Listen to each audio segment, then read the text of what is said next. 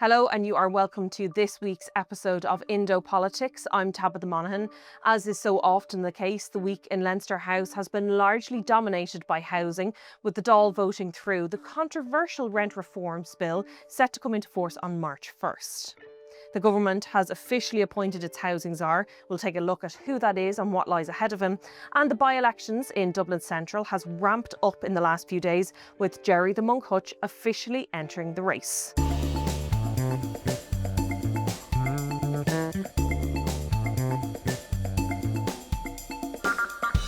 To discuss all this, I'm joined by my colleague, political correspondent with the Irish and Sunday Independent, Cónal Thomas. I think we'll start with the by-elections. It was the most recent stuff. It's probably the most interesting stuff now of the week.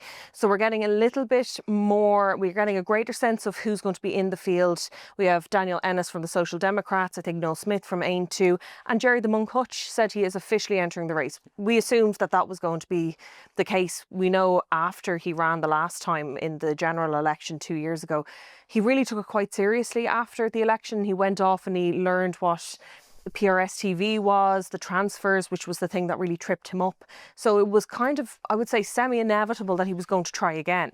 Yeah, round two for Gerry Hutch. This had been kind of flagged or sort of, I suppose, floated for a number of months now that he was going to go again. He confirmed it last night at the Ambassador Theatre. Look, where this leaves him in the race, it's pretty unclear at the moment. Will he have that wave that he had the first time? Can he replicate that? Not sure, but it's becoming a bit of a crowded field now, as you'd expect, as you'd want. So you'll have, at least it looks at the moment, I suppose, two independents, Gerry Hutch and Malachy Steenson. Oh, yeah. And then you'll have, as you said, Social Democrats of Daniel Ennis, Noel Smith for Ain 2 and Janet Horner for the Green Party. Those are the candidates to have declared. And then the government parties are kind of dragging their heels a little bit, mainly the formal processes haven't happened. But we did hear, I suppose, in the last kind of 24 hours that six-time Dáil hopeful Mary Fitzpatrick won't be going again. It looked like it was going to be a bit of a bun fight between her and Deputy Lord Mayor John Stevens, who, as we know, is something of a Bertie Ahern acolyte, is backed by Bertie.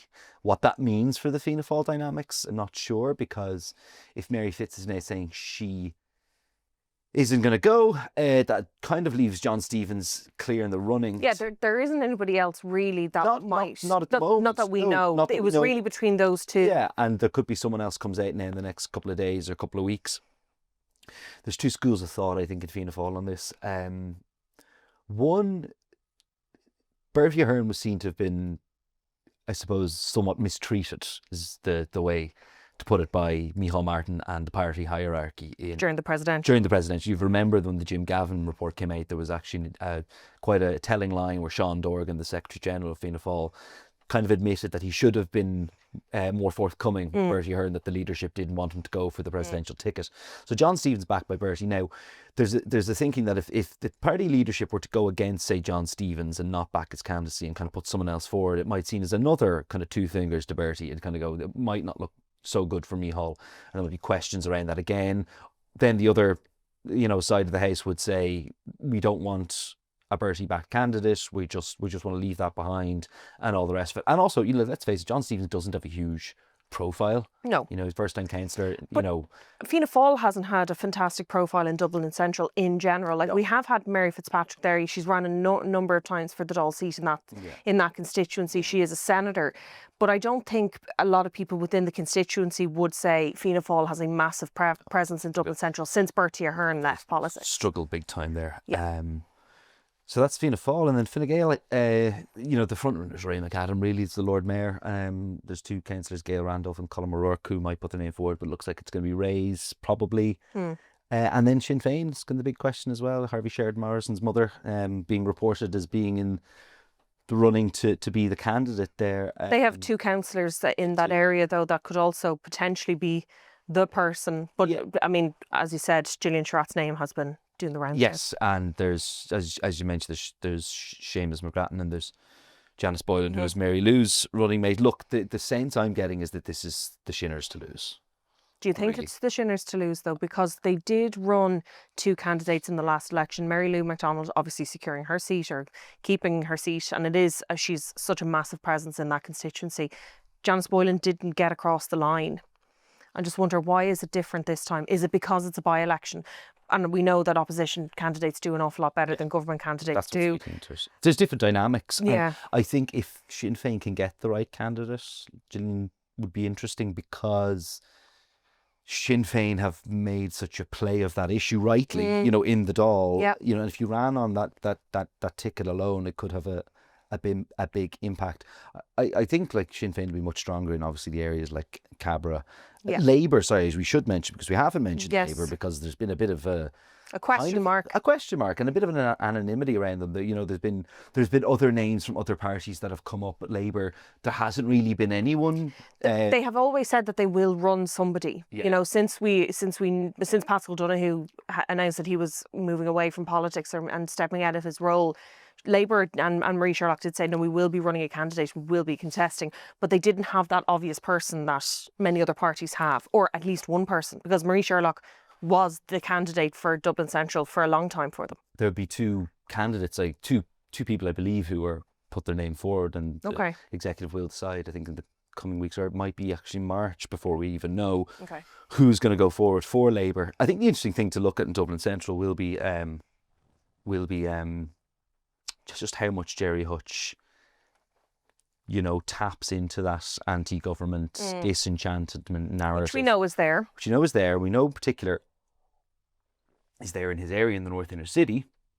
But whether he can replicate what happened last time, or whether that was an aberration. But who benefits most from by-elections not going the government's way? Yeah. I see it probably being between Sinn Féin, Gerry Hutch, possibly the Social Democrats and Labour as well. And they've Social Democrats in particular, they would have had their national conference last week. Yes. So, there seems to be an energy, as we say, behind the party. They're doing well in the polls. Honey Kearns is doing well in the polls. She's always doing well in the polls. She's pretty much been consistently, I think, the most popular leader in the Sunday Independent Ireland Thinks poll. She's now back from maternity leave. There would be, I would suspect, a strong enough youth vote in Dublin Central as well. Yeah. Available for them to tap into if they wanted to. Yeah, I would think so. Whether they can galvanise the supporters on the ground, I'm not sure. Daniel Ennis is a first-time councillor.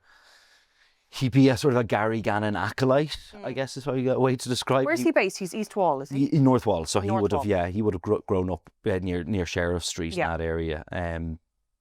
And he would have worked in Gary Gannon's constituency office before he went for the local council. But look, I think, we're still probably 12 weeks before the by-election. Yeah, we're not expecting this till the end of May, but that's something interesting about the success of what Gerry Hutch was able to do the last time, was to get voters registered.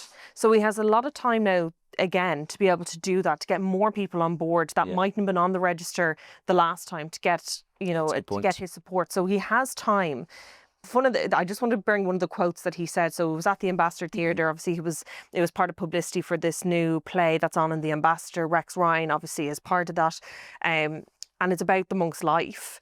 But one of the things he was asked, what would he be doing differently? And he said, it'd probably be the same as the last one, but there will be a few extra things, obviously. So the same but different. Will you have a running mate? That's it. And there was some question, I remember a few months ago, whether or not he was going to set up his own party and do it that way. But the thing that tripped Gerry Hutch up was the transfers the last time. And that's how Marie Sherlock ended up being able to leapfrog him in the general election, was that she was more transfer friendly than him. So crucial in a by-election. Yeah, and ironically enough, in a way, he's actually privately, it's my understanding, taken issue with Malachy Steenson, the councillor. In what way?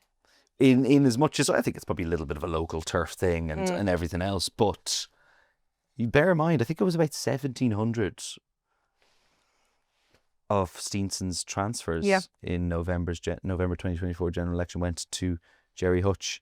So where those transfers go, were they enough to go? So one commentator earlier suggesting that he might come first in the polls but not get the seat. But yeah. I don't know if that energy's behind him, but it's Well, we'll see. long time. What do you think Gerry Hutch's entrance into the race will do to the dynamic in Dublin Central in terms of the campaigns? I would imagine, you know, speaking to some people within the constituency, they will say they're ready for Gerry Hutch this time. They weren't ready for him the last time. Now, okay, we're in February, mid-February. We know he's running.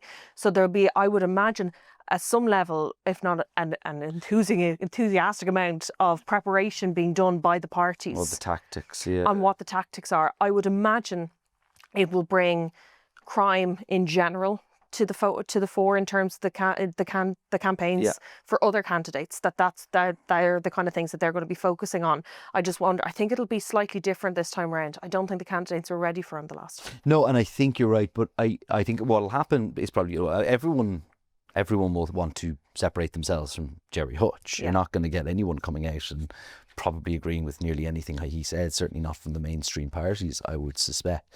Where this could benefit, or who this could benefit, is probably more so the likes of the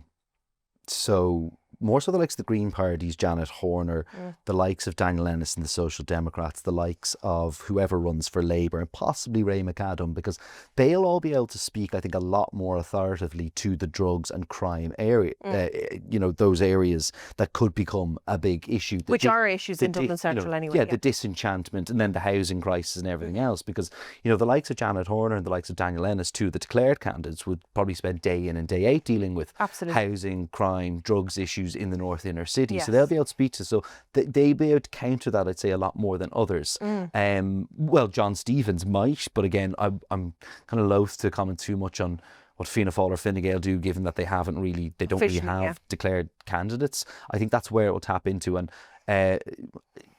like Sinn Féin have the two sitting councillors. My sense is it's not going to be either of them on the ticket ultimately. So how whoever their candidate responds, what their ticket looks like and what the issues they run on are, I'm not sure. Bear in mind, Dublin Central is it's a real melting pot of a constituency.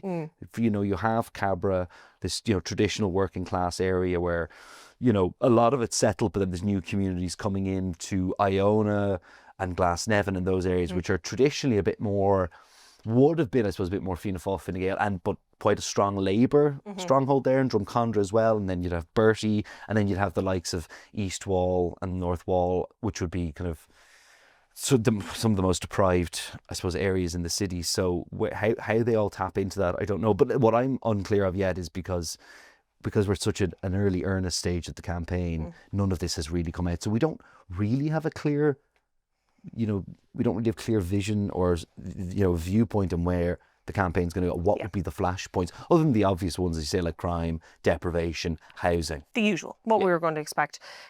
Do we know when Sinn Féin are going to make their decision one way or the other? Well, I heard today, interesting, somebody told me in the party yesterday that it would be a few weeks. Okay. Somebody told me today that it would be today or tomorrow. Oh, right. I don't today or tomorrow with an announcement imminent, or that's what I was told. I don't think that's necessarily going. I think it is probably going to be a little bit longer than that. But it definitely feels like it's ramping up a lot more. The than it was convention, my understanding, will be but by the end of the month. Okay, let's move on to the rent reforms, because that was a big part of this week. Obviously, the Dáil voted it through on Wednesday night. 5 hours of a debate. I know the opposition were not happy with the allocated amount of time for the debate. Hugely divisive topic, the rent reforms, and let's not necessarily go into the details of it, because I think they've been well aired at this stage. But the crux of the issue, particularly this week, was the ability of landlords to be able to reset the rents to market rates once a tenant leaves. That's going to come in on March 1st. Where sometimes I feel like we say this quite a lot when it comes to the housing policies that the government are bringing in, that this is going to be a really crucial thing, where the government say we need supply, and the opposition say this is essentially the government throwing renters to the wolves. I think that was Eoin O'Brien's and Sinn Féin's line through the week. Potentially both are true, in that in the short term we could very well see rents jump significantly. I know Eoin O'Brien had figures that was based on the Residential Tenancies Board rent index. That was from Q2 of last year. The most recent figures that we have for what the lay of the land is in terms of rent across the country. he was saying, and what they indicated was that potentially that reset would allow rents in some areas at the national average, let's say, how much more go people would be paying? up to €3,000 a year more, which is a lot. Now, in some areas it was more again. I think potentially Galway City was up to €5,000 more. Look, it remains to be seen exactly what the impact is going to be. We will see the impact, and I'm sure we will see it within months of this policy being introduced after March. But if this happens in the winter, can you imagine how that would be for the government? For sure. And I just wonder, like, this is one of those things that in the short term, potentially the rent is going to go up, but you really need the supplies to catch up very, very quickly. Or by the time the next election comes, the government are in serious trouble.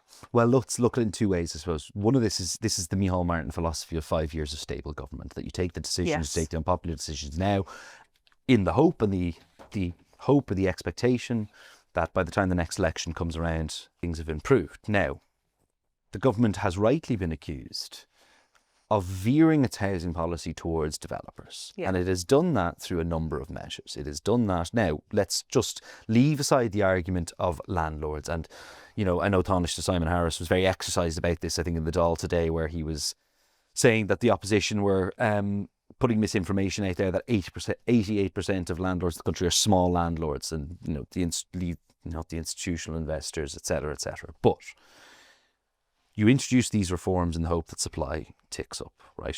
I asked James Brown, the housing minister, this, and he had an interesting answer, which he said the housing agency itself has said that yes, rents will go up to a certain extent as a result of these measures. So on the one hand, in the first instance, the government already knows this, it's already admitting it. Yeah. What he couldn't say, and when I asked him, was have your officials given you a timeline, a date for when they see supply ticking up?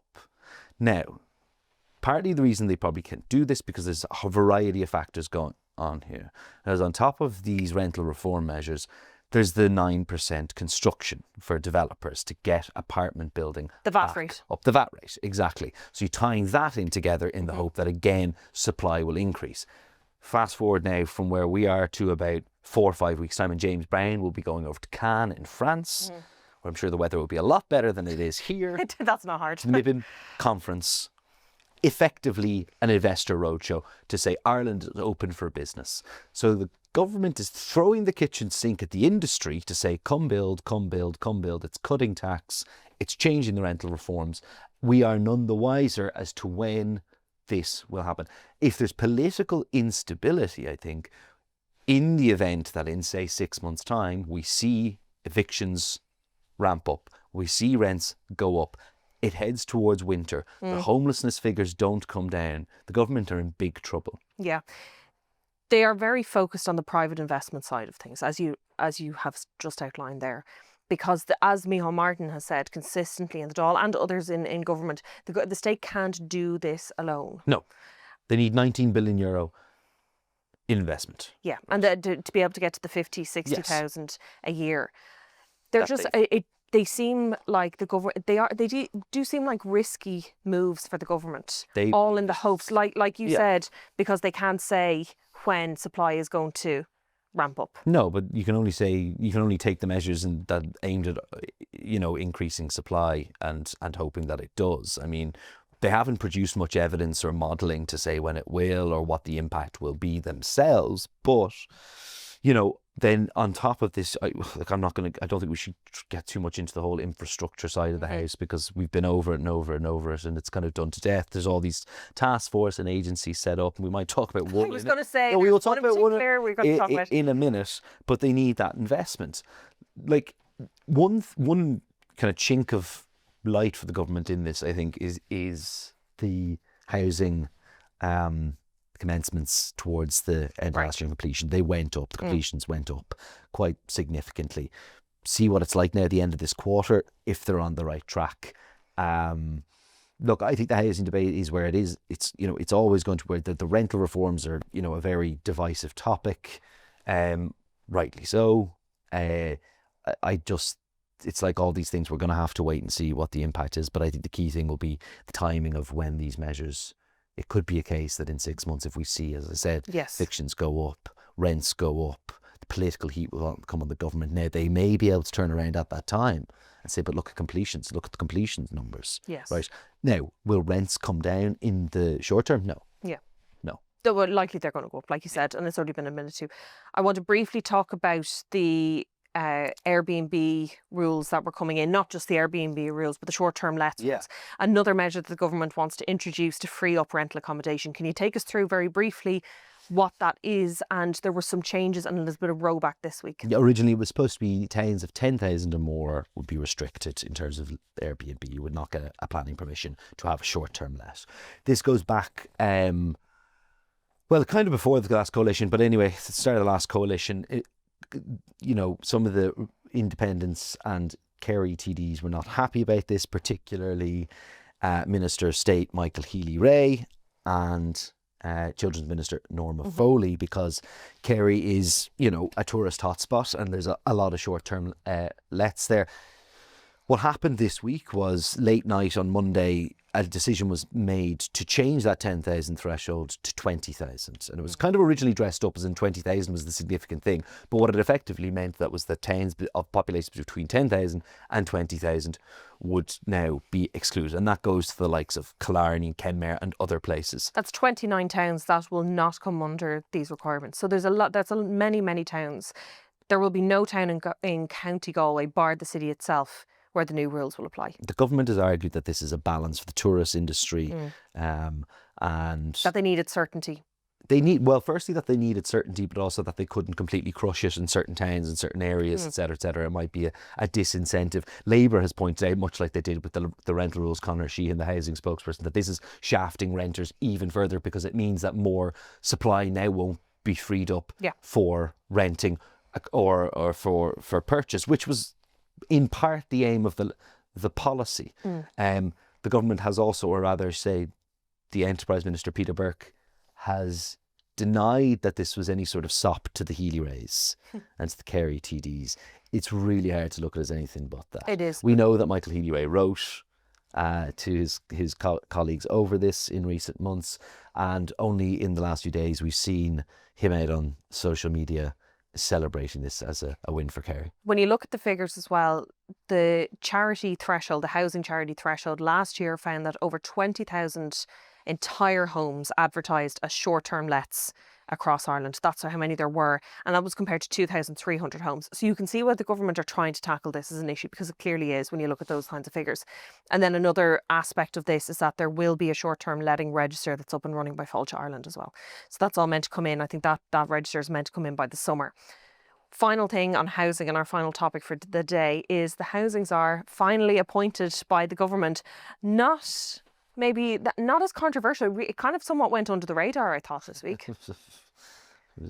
Fell pretty flat, but they finally have their housing czar. Who is it? Garrett Ducey. Okay. Mr. Ducey is effectively, I suppose, a career civil servant. Yeah. He spent nearly 20 years at the Department of Transport in a number of roles.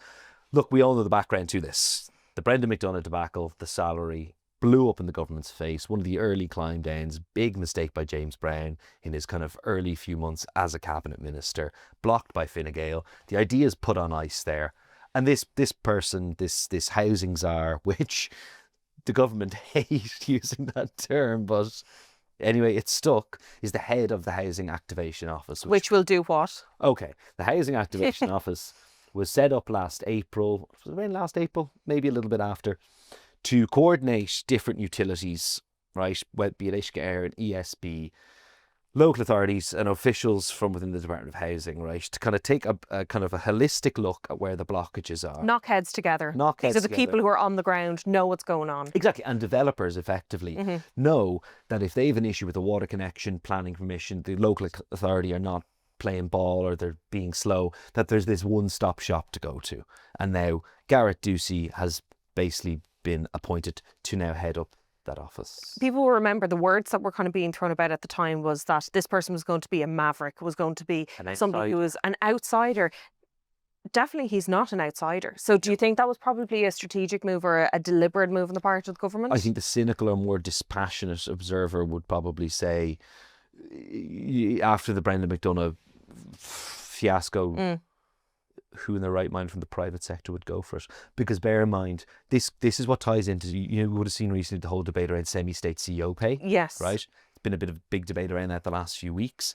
Them getting their pay was increased. Exactly. Micheál Martin has said this before. He said it just before the election. It's about the talent you can get within the system. Brendan McDonagh was going to retain a €430,000 salary, which is not unusual in the private sector. It's about who you get in to do this. When the ad for the housing czar went out, the government, it had to stay within the public service guidelines. Yeah. So it was still a sizable salary, that of an assistant secretary general. 219,000 is what Mr. Ducey is going to be paid for this role. But ultimately, if you're someone in the private sector who might already be earning that, why would you go into a system where you're going to have to deal with, as we know, political pressure and political expectations? Oireachtas committees, all of it. Everything like that. So the cynical part of it would say, well, it's not surprising. I'm not saying no one from the private sector went. I'm saying that it's not surprising someone from the private sector didn't get it. And they now have someone from within the system. Look, the counter argument would be, speaking to a few people this week, is that he's well got within the civil service. Yeah, he's liked. a straight shooter. Yeah. He's liked by people. Safe pair of hands. Safe pair of hands, but also gets the job done. How successful he'll be, we'll see. Okay, I think we'll leave it there for this week, Cónal. Thank you very much for joining me, and thank you for tuning in, viewers and listeners. As always, you can find us on the Irish Independence YouTube channel or wherever you get your podcasts. See you next week.